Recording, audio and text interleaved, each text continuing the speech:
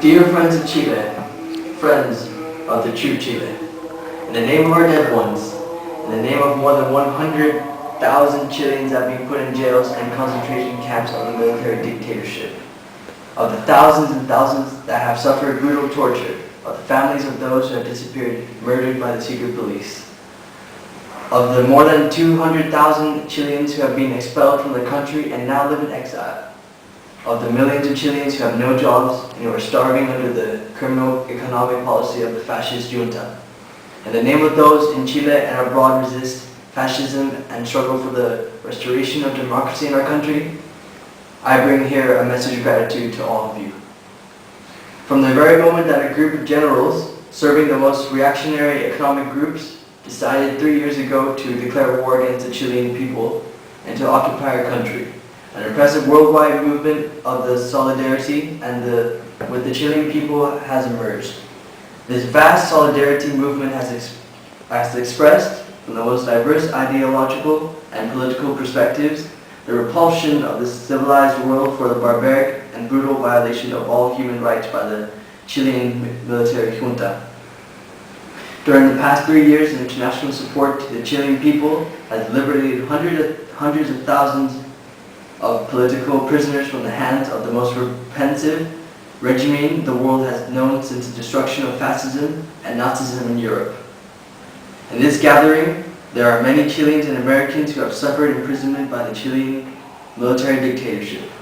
There are many whose sons and daughters have been murdered by the Chilean fascists. If we are liberated, it was because of the international pressure on the military junta. It was because of your support and your efforts for the restoration of human rights in Chile. Today, Pinochet has cited a decree in which it is said that I am deprived of my nationality. This is an important day for me, a dramatic day in my life in which action of the fascist generals against me makes me feel more Chilean than ever. Because we are true Chileans, in the tradition of O'Higgins, Balmaceda, Allende, Neruda, Gabriel Mistral, Claudio Arau, and Victor Jara, that they, the fascists, are the enemies of Chile and the traitors who are selling our country to foreign investments. I was born a Chilean, I am a Chilean, and I will die a Chilean. They were born traitors, they will live as traitors, and they will be known forever as fascist traitors. 3 years ago, Salvador Allende died defending democracy, our constitution, and the consequence of the Chilean people in their struggle for dignity, freedom, and socialism. The military junta is today totally isolated internally and almost completely isolated from an international point of view. At least 80% of Chilean population is against the junta, and different forms of the resistance express themselves every day in spite of terror and repression. The number of underground periodicals which is constantly increasing. Today there are 10 clandestine newspapers which manage to reach and involve increasing number of Chileans in the struggle. The international isolation of the Chilean dictatorship was shown during the last UN General Assembly when 95 countries condemned the junta for its permanent violations of all human rights. In its desperate reaction to universal condemnation, the Chilean fascists had designed a new method to prevent pressure from outside for the liberation of political prisoners. People are now detained and disappear without leaving a trace in such a way so as to evade the responsibility and frustrate international concern. More than 2,000 Chileans have disappeared in the hands of the DINA, Pinochet's private secret police, and the cornerstone of his regime.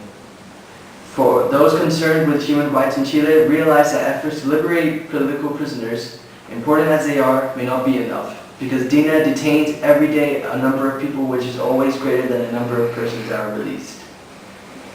The struggle for human rights must also concentrate in the destruction of the repressive apparatus built by the dictatorship.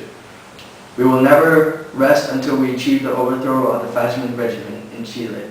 At that time, when we shall be building a new democracy, we will be counting on your support to uphold the hard-fought consequences of the Chilean people and to stop once and for all the reactionary forces that are from within Chile and abroad destroyed our democracy.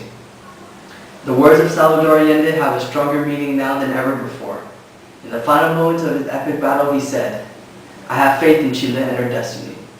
Other men will overcome this dark and bitter moment where treason imposed itself. May you continue to know that much sooner than later, great avenues will open through which free men will pass to build a better society." Thank you very much.